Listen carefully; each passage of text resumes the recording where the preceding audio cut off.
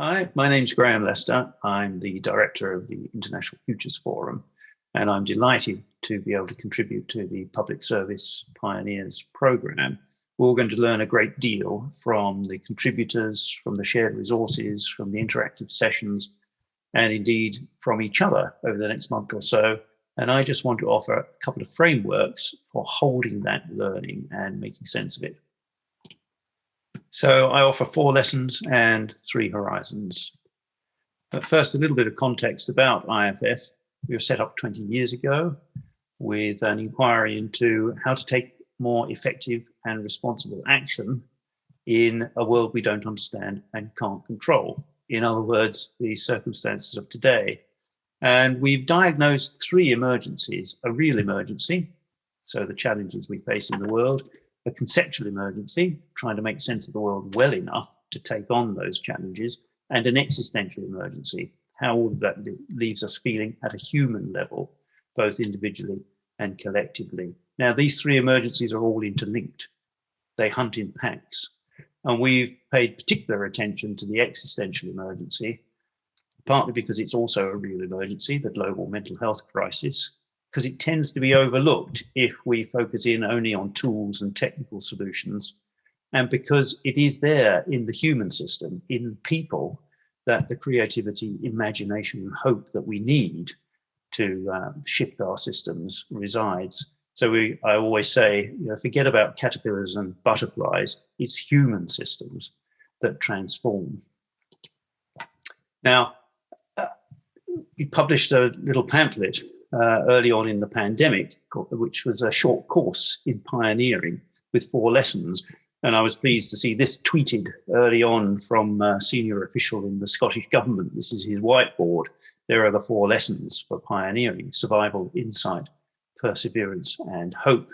Now, they're contained in this little pamphlet, Beyond Survival. And I just want to run through those 4 lessons very briefly now. The first lesson is survival. We must somehow endure. And the key there is to abandon hope of rescue. Research shows that the people who hunker down, sit by the campfire, batten down the hatches, and just hope that things are going to get better are the more likely to perish. So that's why we need pioneers. The second lesson is insight. And the acronym here is STOP. Stop, think, observe, plan. You've got to get comfortable in your changed circumstances. Start to read the landscape. Face up to reality. No wishful thinking. They call it bending the map. When you just assume things can't be as bad as they look, it must be the map that's wrong. And what we're looking for is insight, a new insight into the circumstances, the changed circumstances, that can then trigger innovative action. And that in turn kickstarts a learning cycle. So we can't plan, but we can learn our way through a crisis. The third lesson is perseverance. As we say, it could be a long journey. We need to look after ourselves and each other. No solo climbers. We need to care for the wounded. We need to hold the crisis. So as it endures, don't fall back into denial and wishful thinking. And we've got to hang on to our core and our integrity. Joan Didion calls it moral nerve, continuing to stand for what's right, whatever the circumstances. And the fourth lesson is hope. Hope, not optimism. Walter Brueggemann's great book, Reality, Grief, Hope, 3 Urgent Prophetic Tasks, identifies these, and they're sequential. First, we must face up to reality, as I've said already. Then we must grieve for what is lost. And finally, and only then, can we commit ourselves to real, mature, grounded, practical hope. The second framework is 3 horizons. Now, like the prophet, the pioneer is leading a journey out of Egypt into the promised land and through the 40 years in the wilderness that it's going to take to move from one to the other. And we find that the 3 horizons framework offers a useful dynamic map for that journey. The framework shows 3 patterns of activity and the way that they interact with each other and change over time. The first horizon pattern, H1, is the dominant business as usual pattern that we have come to rely on in any domain. But because nothing lasts forever, this will inevitably start to fail. as the world changes. And that's a challenge for the managers who are responsible for keeping our H1 systems running. If we're still around, then a new pattern will emerge that's better suited to the world of the future. And this is the third horizon, H3. We can trace it back to the actions of visionaries and pioneers in the present who have imagined a different future and are embodying it and enacting it today. And the second horizon is a wave of innovation, linking H1 and H3, a zone of transition. This is the domain of the entrepreneur, looking for opportunities to try new things. Some will help to fix the problems of H1. That's sustaining innovation. And some will help to grow a new H3 pattern, and that's transformative innovation. Using this three horizons framework allows us to see how these three patterns of activity play out against each other over time. We can also hear them in many meetings and professional conversations. There's a dialogue, in effect, between the voice of the manager, the voice of the entrepreneur, and the voice of the visionary. And in order to be effective pioneers, in other words, for our actions to change the wider system, then we need to be consciously in this dialogue, engaging with all three patterns all the time. So we've written extensively, actually, about the practice of transformative innovation or pioneering, and how Three Horizons allows you to identify these different aspects of the journey. First of all, identifying patterns, reading the landscape of change, then being able to plot pathways through that map once you've identified the landscape, pathways towards a desired future. The next step is practice. We've got to start making the journey, boots on the ground, following the track. And that includes policy and finance to support practice. And finally, where we started, back to people and the need to have the right competencies, because this could be a difficult challenge, and it's always difficult to introduce the new in the presence of the old.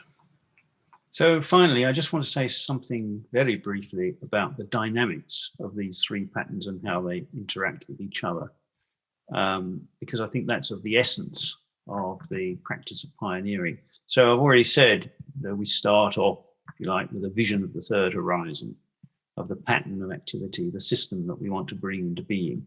And that's what guides our pioneering initiatives down here in the present.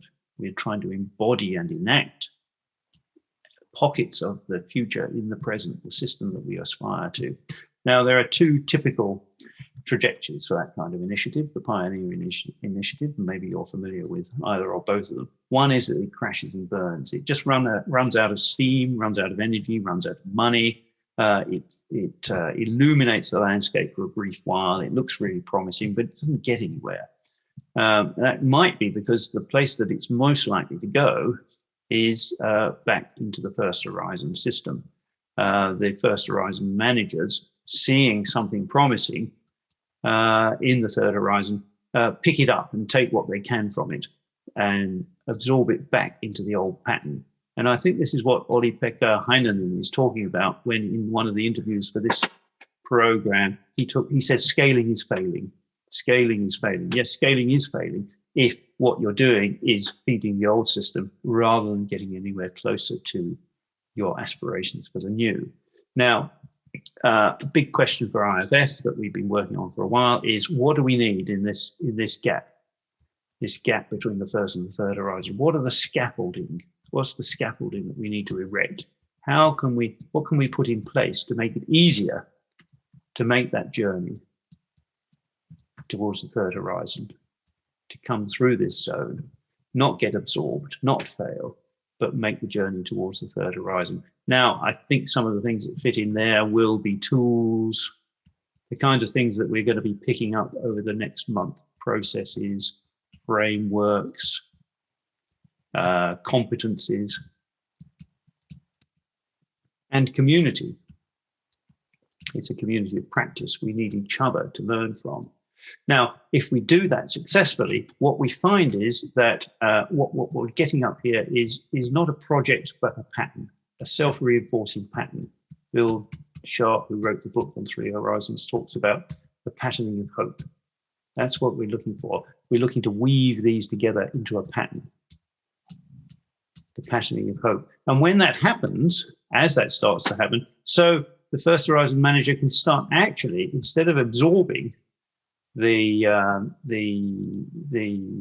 he or she finds in that Third Horizon pioneering work, instead of absorbing it into the existing pattern, we can start to shift resources into the emerging pattern here. And that's resources both in terms of staff, time, money. We can start to feed the emerging pattern. So this is the important thing about keeping the First Horizon managers on side. We say we want to be followed. We want to be followed by the First Horizon, not swallowed by it. I'm hoping that some of us will be able to get together towards the end of this program to reflect on what we've learned about what can help us in making this journey, the journey of transformation, the journey of pioneering towards the patterning of hope. And I hope to see as many of you as possible in a session later in the month. Thank you.